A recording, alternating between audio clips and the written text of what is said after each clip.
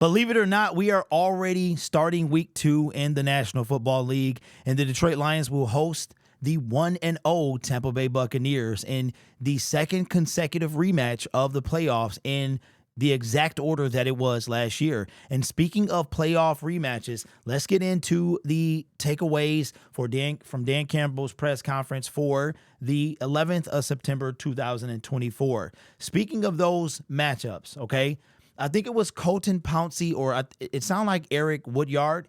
He had a statistic that was crazy, all right? Check this out. In the Super Bowl era, only 3 other teams have had back-to-back playoff rematches from the year before. It was 3 teams. All 3 of those teams wind up at least making it to the Super Bowl that year. So if you get what I'm saying, the Lions went into the 2023 playoffs hosting the LA Rams. They just hosted them week 1. Then they hosted the Tampa Bay Buccaneers in the divisional round. They are now hosting them in week 2. Those 3 other teams have all made it to the Super Bowl. Now, it's not about necessarily hosting the team, but to play the team back to back. The 3 other times it has happened, those 3 teams have gone to the Super Bowl. That is insane. So just a little crazy kind of statistic there. He talked about, Dan Campbell talked about Carlton Davis, and that he can hold down his side of the field, and he can handle his business, and that they saw a lot of him when they were in New Orleans, how he used to match up against Michael Thomas, and that he's looking forward to facing his old team. I mean, yeah, it wasn't like a nasty trade or anything like that. It wasn't any ruckus coming out of Tampa Bay, but he's going to face his old team. And just like with TJ Hawkinson before with the Minnesota Vikings, a little bit of kind of, disgruntledness with TJ, and it was the same way. You just have a thing about facing your old team. And they also was talking about picking his brain a little bit. Like, you just came, like, literally, we beat Carlton Davis. If you guys don't remember, the block that Craig Reynolds sprung for Amon-Ra St. Brown to score the touchdown, the first touchdown of the game, that block was on Carlton Davis. Then we wind up facing them in the divisional round. So Carlton is familiar with this team, so he's going to pick his brain. Talked about how the Bucs are different from last year. And he said after one game, what he's seen is that the commitment to running the football. They got Mike Evans, they got Godwin, they got those guys. But after he's seen a commitment to running the ball, which is something I can't off the top of my head say. I don't think they ran it down our throat last year, or tried to run it a bunch. We had a top 3 defense against the run. So, but they're committed to running. That's one thing I wish the Lions would do. Just stick to the run. I know I heard Dan Campbell's press conference yesterday as to why the Lions kind of switch it up a little bit. It's more of a pitch count thing between Montgomery and Gibbs being so early in the season. But yeah, I would like to. I can't wait till they commit to the run a little bit more. Here's something that was intriguing. We have another open roster spot. So we still have 52 people on the active roster. Remember, we wind up waiving Chris Smith.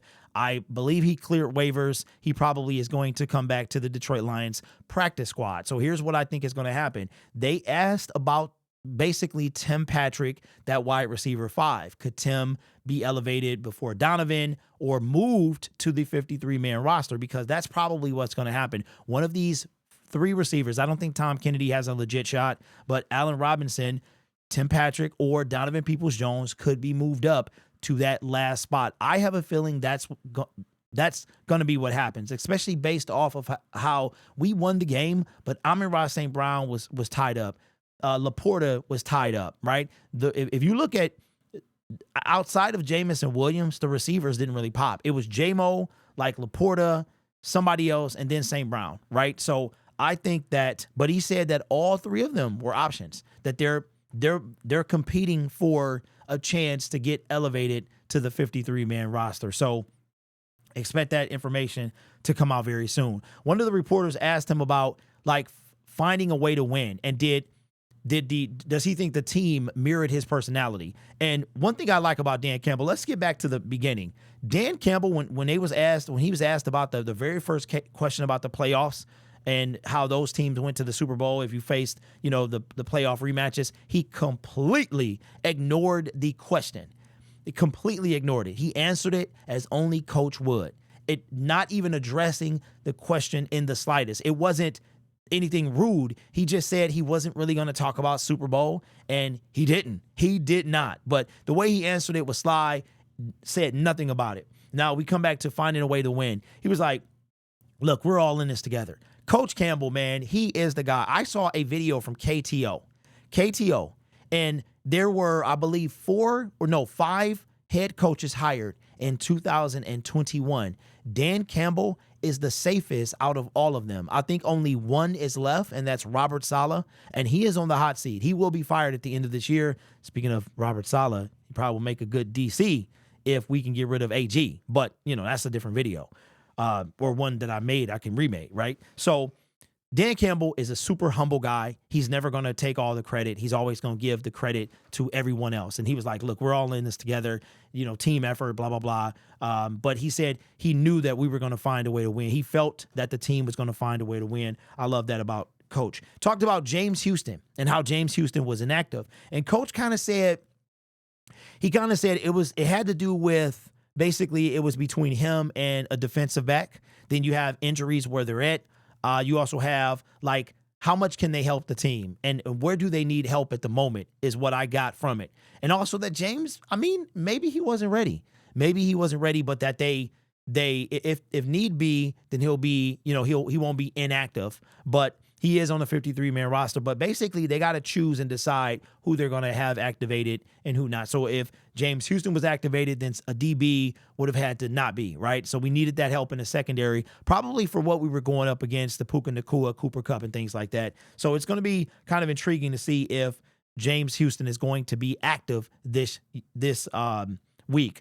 Typically, you are going to have inactive about 7 players. Last year was Broderick Martin a lot, but with him being on IR, that's not a concern right now. But typically it's going to be about 6 to 7 players that'll be inactive every single week.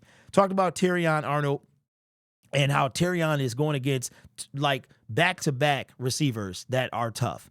Mike Evans, he's probably going to be on him, but even Chris Godwin, but from Cooper Kupp, and how basically Terrion is ready for it. The only way he's going to get better is to go against the best competition. And that he said one thing he can say about him is that he is 100% unfazed. So there's no rookie confidence. Remember when we used to talk about Jeff Okudah? Now, yes, he had to deal with former coach, right?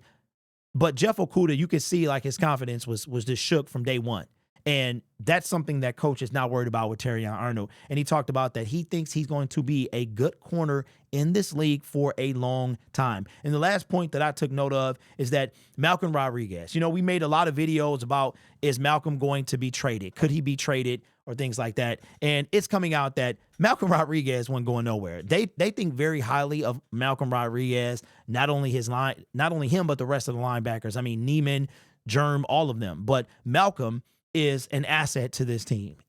Malcolm ain't going nowhere. He's essentially gotten better since his hamstring is healed. But Malcolm Rodriguez it's kind of funny too how, yes, Malcolm was the earlier pick over James Houston, but both of them were kind of rookie darlings, and then both of them regressed in year 2. One was hurt, and then one kind of got pushed out of the spotlight, but that they still have value. Both gentlemen still have value on this team. So that's pretty exciting. I'm looking forward to seeing all of that happen. And of course, DJ Reader, we do expect him to be back this week. So I am excited about that. But let me know your thoughts on in the comments below about Dan Campbell's press conference, any takeaways that you had. How excited are you about week 2? I tell you what, man, this season is completely flying past. It is insane. We're already in week 2. Like today being Wednesday is the official start to week 2, and that is crazy. So let me know your thoughts in the comments below. This channel is brought to you by viewers, subscribers, and members just like you. You guys are awesome. Take care of yourself and each other. And as always, go Lions.